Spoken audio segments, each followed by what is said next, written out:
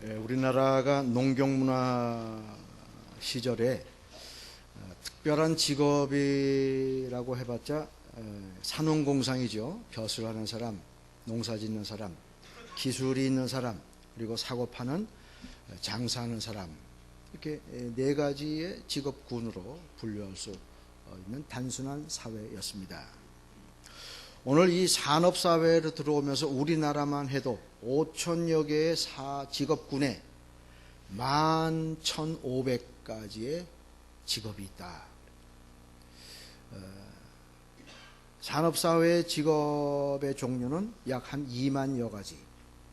정보화 사회로 들어오면서는 더 세분되어서 약 6만여 가지의 직업이 있다 그럽니다. 고도의 전문성으로 포진된 사람들이 각각 고유한 영역에서 고도의 전문성을 발휘하며 세상이 유지되어져 가고 있는 시대입니다. 누구라 할 것 없이 다 그런 경험들이 있으실 거예요. 병원에 가서 소갈이 하던 일 답답한데 뭘 좀 시원하게 좀 적어줬으면 좋겠는데 영어로 막 적어주잖아요. 그거 가지고 간호사 주면 간호사가 처방전을 끊어주고 약국에 와서야 이런 약을 이렇게 처방해줬구나 라고 알 수 있는 전문가들만의 고유한 영역이 유지되는 시대입니다. 의사들이야 또 좀 나았습니다. 관공서, 은행, 세무서, 급변하는 세상 속에 정보를 좀 취득하기 위해서 가면 그것도 모르냐라는 그 눈의 말이 있잖아요. 눈의 말이. 바라보는 게 그것도 모르냐라는 것으로 부담도 지고 상처도 받고 그리고 우울한 날들을 겪으며 오늘 소위 우리가 말하는 전문가의 시대를 살아가고 있습니다.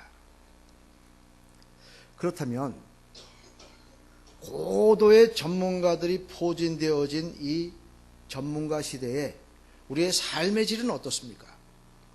산업공상으로 대별되어지던 그때의 단순한 삶이지만 그때의 삶의 질과 2만여 가지에서 이제 점차 6만여 가지의 직업군으로 분포되어질 이 고도의 전문가들이 포진된 사회의 삶의 질, 딱히 좋아진 거 없잖아요. 우리가 의료 전문가에게 의료 혜택을 받고자 다가가지만 이전에 모르던 불치병들이 급증을 하고 문화병들이 생겨나는 시대입니다. 세계의 유수한 대학에서 박사학위를 받은 탁월한 인재들을 교육정책을 수립한다. 그래서 교육 전문가로 영입을 했지만 국가의 백년 대계가 다 무너져 내리고 사교육이 판을 치는 전문가의 비전문성의 시대가 오늘의 시대입니다. 물론 정부에서 또 유능한 사람들이라고 여겨지는 사람들을 선발해서 정책 전문가에게 정책을 입안하게 만들었지만 아마추어 정부라 하는 일마다 졸속 일들이 벌어져서 우리는 눈살을 찌푸리며 삽니다. 방백들과 장관들과 국회의원들 이분들 어느 한 분들이 소홀한 분이 있었겠어요. 다 유능하다고 여겨지는 사람들에게 나라의 행정과 국정을 맡겼지만 자기의 그 전문성은커녕 소신 있는 발언 한마디 못하고 손바닥만 비비다가 장관, 국회의원 혹은 방백들의 생활을 마친다라고 우리는 꼬집어 말합니다. 그렇다면 고도의 전문성으로 무장되어지고 연단되어진 전문가들이 포진한 이 세상에서의 삶의 질이 왜 과거에 단순했던 산업구조 속에서 살던 삶의 질만 못할까? 왜 이 고도의 전문성들이 실효를 거두지 못할까? 질문해봐야 합니다. 그래서 세상과 문화와 문명은 발달하지만 삶의 질은 여전히 저급함에 머물고 있음은 왜일까? 바로 만유의 주인이신 하나님을 인정하지 않으려는 전문가들의 더욱 전문성을 띠고자 하는 자기중심성, 인본주의의 결과입니다. 자의반 타의반 전문가가 되지요. 어휴, 잘하신다고. 이 분야의 최고의 독보적인 존재라고 그렇게 인정을 받고, 또 내심 나 따라올 사람이 누가 있겠어? 라는 자기 중심성.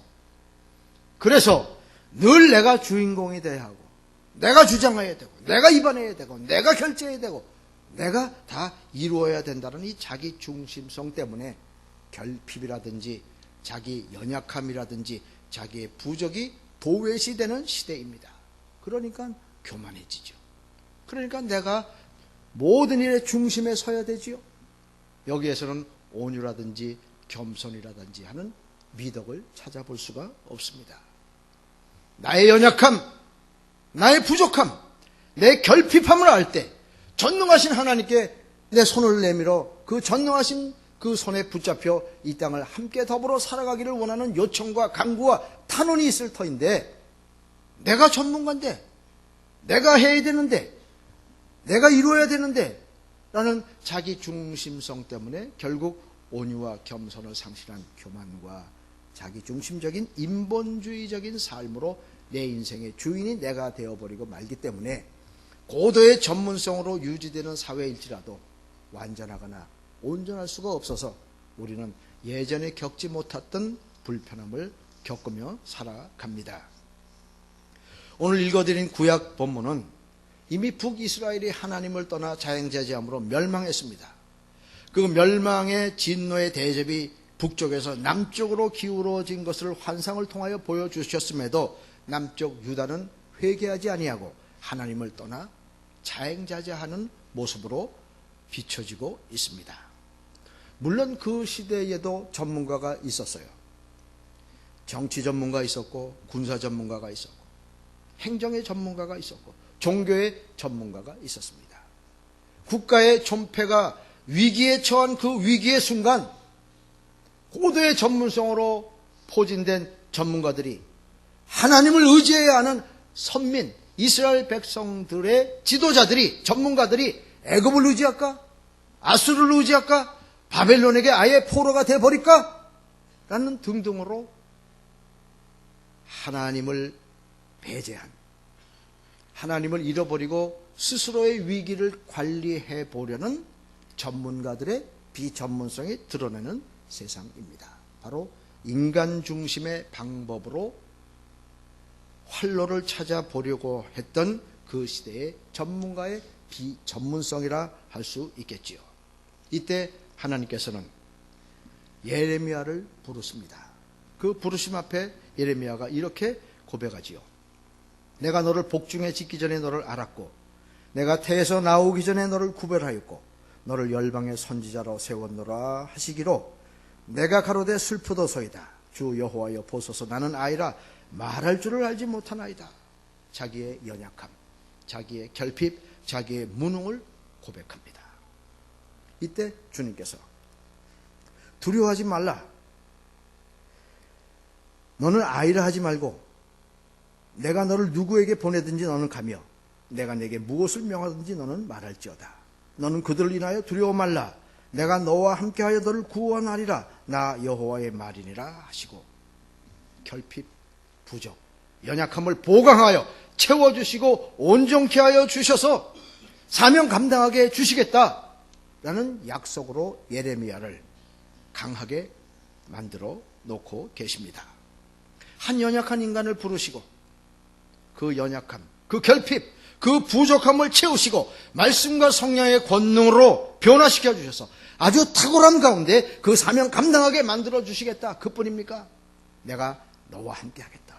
임마누엘, 시시때때로 함께해서 너의 부족함을 보강하여 온전함으로 탁월함으로 변화시켜 나의 일을 도모하여 성취하겠다라는 결심을 예레미야에게 확신시켜 주고 계십니다.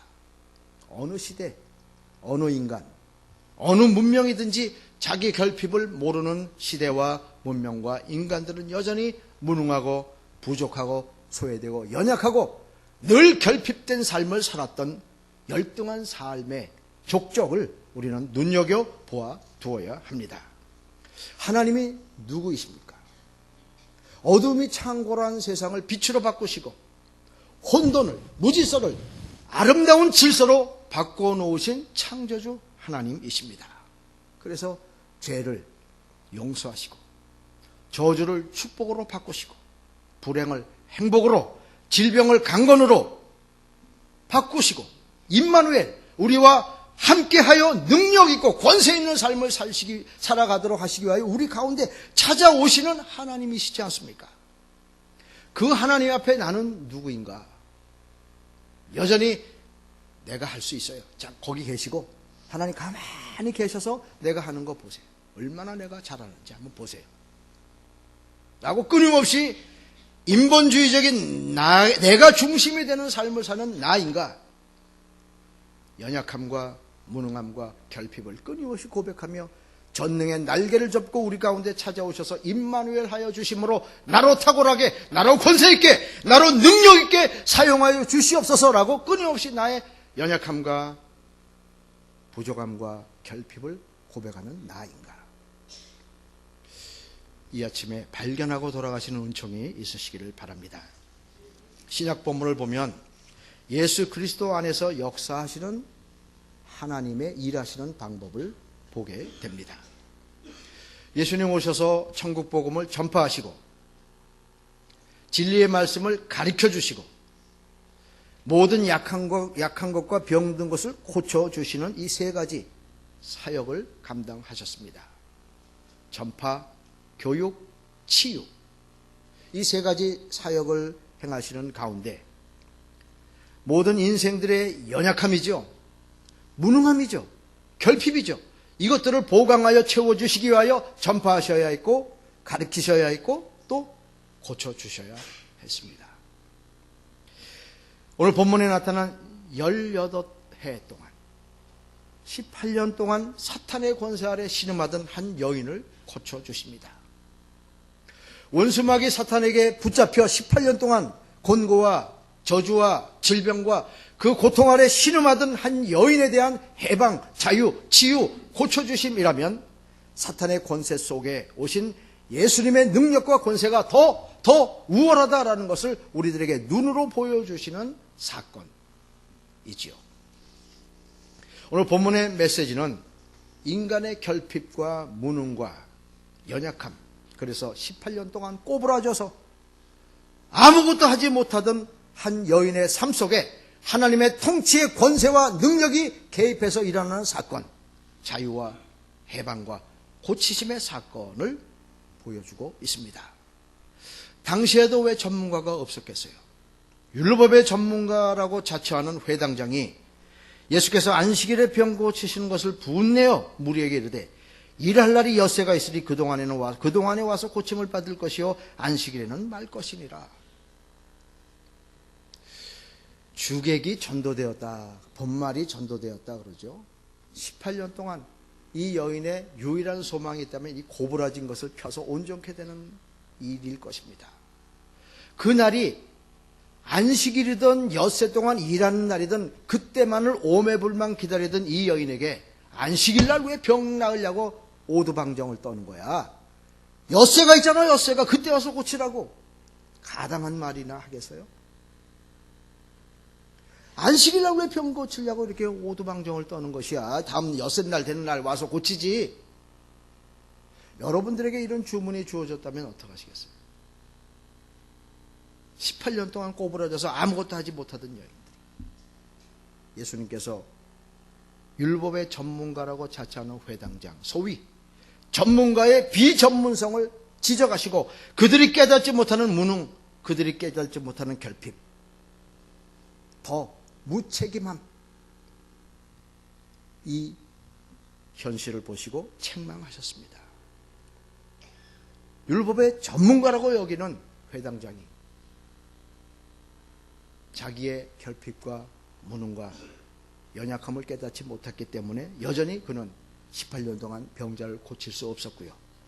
그 사람에게 삶의 길을 제시할 수 없었고요. 그리고 비전문성이 드러나는데 왜 안식일 날 오두방정을 떨어?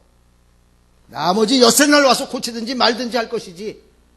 라는 무책임함으로 예수님에게 책망을 받습니다. 바로 전문가의 비전문성이죠. 비효율성이죠.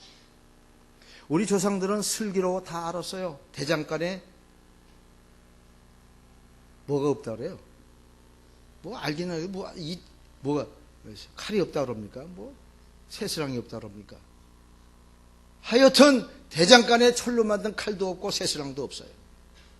언제든지 내가 만들 수 있겠다라는 자기 중심성 때문이죠. 중이 연보를 하고 공양을 하고 하지만 제 머리를 못 깎아요. 중이 머리 깎지 않으면 누가 중이라고 그러겠습니까? 누가 스님이라고 그러겠습니까? 자기를 표현할 수 있는 제일 으뜸되는 머리를 깎는 일조차 전문가가 못하는 겁니다. 이게 전문가의 비전문성이에요. 이 땅에 인생이라고 여겨지는 삶을 사는 인생들은 하나님 앞에 스스로의 연약함, 결핍, 무능을 고백할 줄 알아야 합니다. 율법의 전문가라고 자처했던 회당장, 나머지 엿새 날 와서 고쳐 말든지 안식일은 그러지 말라고. 이 전문가의 비전문성이 하나님으로부터 파송된 선지자를 끊임없이 배척했습니다. 때로는 돌로 쳐 죽이고 칼로 목 베어 죽이고 톱으로 켜 죽이고 결국은 예수 그리스도를 십자가에 못 박아 죽이는 전문가의 비전문성과 비효율성과 극악 무도한 사악한 인간의 본연의 자세들이 바로 전문가들이 저지른 죄이었습니다. 율법의 전문가로 자처하던 이 회당장도 하나님의 해방, 하나님의 자유, 하나님의 치유에 대해서 뭘 이해할 수가 없어서 왜 안식일에 오두방정이야 호들갑을 떨고 나머지 엿새 날 고치라고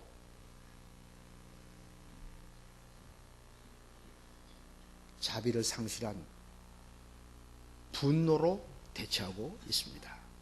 예수님께서 이렇게 말씀하시죠. 그러면 18년 동안이나 사단에게 매임받은 이 아브라함의 딸을 안식일에 이 매임에서 푸는 것이 합당치 아니하냐? 예수님의 반문이십니다. 아브라함의 딸, 이 표현은 고부라져 아무것도 할 수 없었던 이 여인이 소외되고 공동체의 일원으로 맞아들여지지 아니하고 고부라졌으니 아무것도 할 수 없고 영과 육과 혼이 병든 그 상태를 온전하게 치유해 주셔서 아브라함의 딸, 이스라엘 민족 공동체의 당당한 일원으로 회복시켜 주신 것을 선포하는 말씀입니다. 건강한 지체가 되었다. 영과 육과 혼이 온전하게 치유되었고 사회성을 회복했고 전인적인 회복이 되었다라고 아브라함의 딸이 되었다라는 선포이십니다. 사랑하는 교회 여러분, 혹시 내가 고부라져 있지는 않습니까?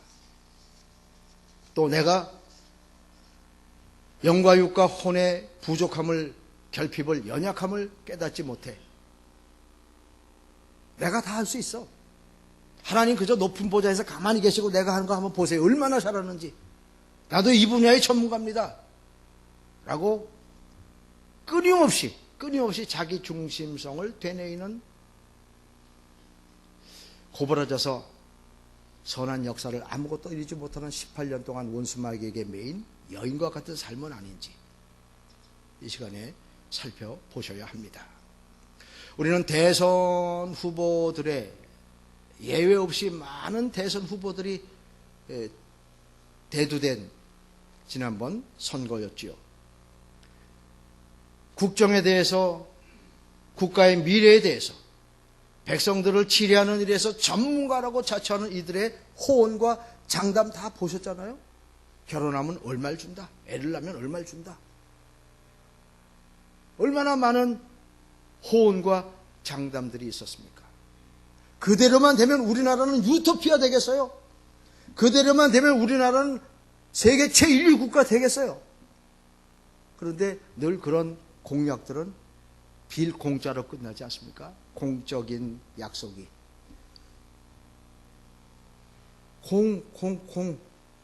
아무것도 없는 텅 빈 약속으로 변화됩니다. 용두삼이라 그래요. 왜 그렇습니까?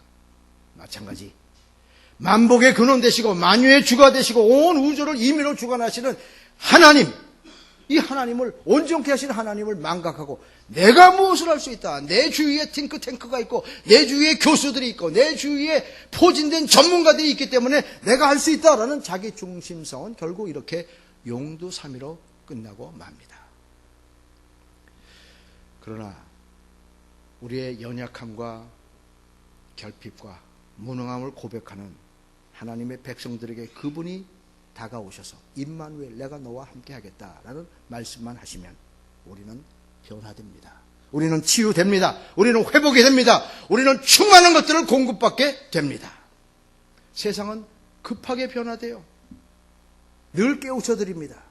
시간이 지나면, 문화가 발달되면, 문명이 발달되면 세상은 좋아질 것이야. 천만의 말씀이에요. 점점 더 세상은 악해집니다. 말세의 조짐이죠. 그래서 믿을 수가 없는 변화하는 세상입니다. 동맹관계도 믿을 수가 없어요. 애굽도 믿을 수 없어요. 아수르도 믿을 수 없어요. 바벨론도 믿을 수 없어요. 세상은 변하기 때문입니다. 부자도 가난한 자도 변합니다. 강한 자도 연약한 자도 변합니다. 신의도 변합니다. 도덕성도 변합니다. 하나님의 임재와 역사하심, 무능함 가운데 전능의 날개를 접고 들어오시고 연약함 가운데 결핍되는 가운데 찾아오셔서 내가 너를 강하게 하리라, 내가 너를 보강하리라, 내가 너를 복주리라 라고 말씀하시며 우리 연약함과 결핍과 부족함을 고백하는 모든 사람들에게 찾아오셔서 때를 따라 우리의 모든 연약한 것들을 보강해 주시는 하나님의 임재와 역사하심을 보고 듣고 반응하는 자, 그 사람들이 누구여야 되겠습니까?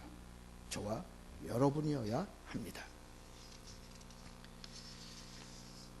18년 동안이나 곤고와 환난, 몸은 점점 마비와 고부러져 가고 있는데 세상은 전문가의 비전문성, 하나님을 마음에 두기 싫어하고 하나님을 배제하고 전문성으로 포진되었다고 안심하라고 여겨지는 세상이지만 이 여인은 18년 동안 점점 더 악화되어져 가는데 소망을 누릴 수가 없었습니다.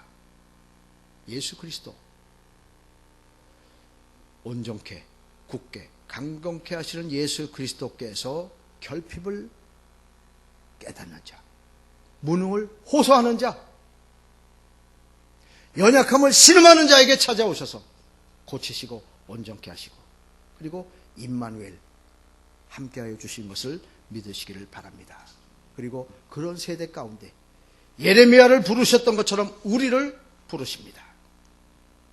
아이라 말할 줄을 모릅니다. 아이라 말하지 마라. 내가 너와 함께 있고 내가 너를 들어 사용하리라. 무능과 결핍과 부족함을 인정하는 그 겸손함 가운데 하나님께서는 그를 높이시고 고치시고 축복하시고 풍성케 하시고 강하게 하시는 하나님이심을 믿으시기를 바랍니다. 예레미야가 그렇게 부름을 받았어요. 여느 선지자나 여느 하나님의 사람처럼 그는 그의 생애 가운데 기적이 일어나지 않았습니다. 초자연적인 신비도 있지 않았습니다. 늘 자기 연약함과 자기 결핍과 자기 무능을 모르는 사람들을 보며 철철 울었던 사람입니다. 이 시대를 바라보며 우리의 연약함, 우리의 결핍, 우리의 무능을 알았다면 이 시대의 연약함과 결핍과 무능을 모르는 사람들을 위하여 우리가 울어야 하지요. 우리가 사는 동안 성경에 나타나는 위대한 하나님의 사람들처럼 기적이 일어나지 않을 수 있습니다. 신비한 초자연적인 역사가 일어나지 않을 수 있습니다. 우리에게 주신 신비한 액체, 눈물과 땀과 피는 흘릴 수 있어요. 예레미야를 부르신 하나님께서 오늘 이 척박해진 세상 가운데 저와 여러분을 부르시고 울어라. 울렴. 부족함도 모르고 연약함도 모르고 결핍도 모르는 저 불쌍한 인생들을 향하여 울어라. 울으렴. 명하신다면 울어야 할 것입니다. 땀도 흘려야 할 것입니다. 그때 자기 연약함을 아는 자를 고치시고 보강하시고 풍성케 하셔서 온전케 하셔서 쓰실 때 또 다른 연약한 사람들을 주께로 되돌리는 고치시는 하나님의 장중에 붙잡혀 임마누엘 되어서 그렇게 한 해를 설계하시고 또 다른 사람들을 고쳐내는 일에 쓰임받는 우리 교회와 성도 여러분들이 되시기를 주님의 이름으로 축원을 드립니다. 기도하겠습니다. 하나님 아버지, 무능하고 부족하고 연약한 저희들을 들어 하나님의 사람으로 쓰심을 늘 찬양드립니다.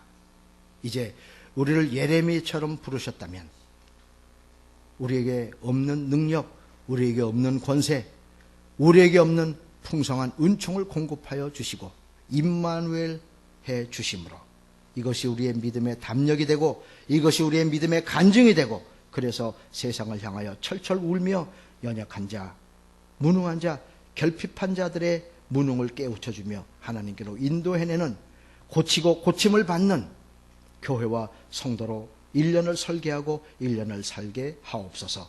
예수님의 이름으로 기도하옵나이다. 아멘.